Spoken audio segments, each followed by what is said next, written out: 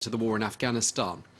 Well, as well as heaping praise on the US personnel who helped airlift 124,000 Afghans out of the country, Austin has also acknowledged that there were serious miscalculations, and he admitted that the sudden collapse of the Afghan army caught the Pentagon off guard. But after 20 years of US and international engagement in Afghanistan, the Taliban are now back in power. Well, here's the US Defense Secretary speaking earlier. The fact that the Afghan army that we and our partners trained simply melted away, in many cases without firing a shot, took us all by surprise, and it would be dishonest to claim otherwise. We provided the Afghan military with equipment and aircraft and the skills to use them. Over the years, they often fought bravely. Tens of thousands of Afghan soldiers and police died. But in the end, we couldn't provide them with the will to win, at least not all of them.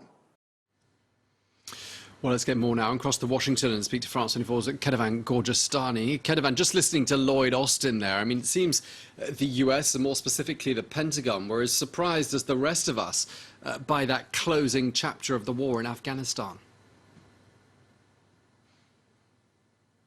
Yes, the position of the Defense Secretary, as well as the chairman of the Joint Chiefs, General Mark Milley, who was testifying with him, is that they had the intel that there was a possibility for the Afghan armed forces, for the Afghan government to collapse. That was something that they had taken into account in their planning, in their contingency planning. But what they did not see was the speed at which those armed forces and that government would fall. They both said that all the intelligence they had basically agreed that once the U.S. left, it was a matter of time until the armed forces and the government would fall. But they all mostly looked ahead to the fall, not necessarily August 15th, August 16th. And so that was something that the two men acknowledged, saying that they had basically not seen that lack of will and lack of leadership. Those were the words of General Mark Milley. And he had a very interesting sentence about how they missed that. He said, "You can't measure the human heart with a machine," saying that, yes, they had trained them technically, those Afghan forces. They had supported the government, but they could not see that those people were not willing to fight for their country. And part of that, General Milley said,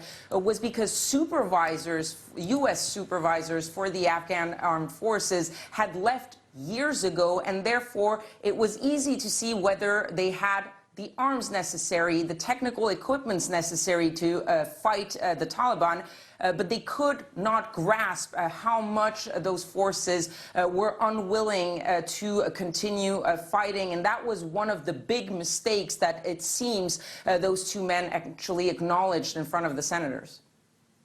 And Kedevan, given what's been said at this hearing so far, in particular about the idea of leaving US troops behind in Afghanistan, I mean, and all of this could have quite serious repercussions for President Biden, couldn't it? Yes, and the Republicans have jumped on that opportunity to accuse the U.S. president of simply lying to the American people. So what is exactly the situation there? There was an interview done by Joe Biden just about a month ago with George Stephanopoulos, where he was directly asked whether his top military officials had recommended to keep troops in Afghanistan despite this deal to leave the country. And Joe Biden was pretty adamant that he had never heard any such advice. He said, "No one said that to me that I can recall." But today we heard the Defense Secretary, the chairman of the Joint Chiefs, as well as the commander of Central Command, all agreeing and all saying that, yes, they believed that there should have been troops kept in Afghanistan, around 2,500,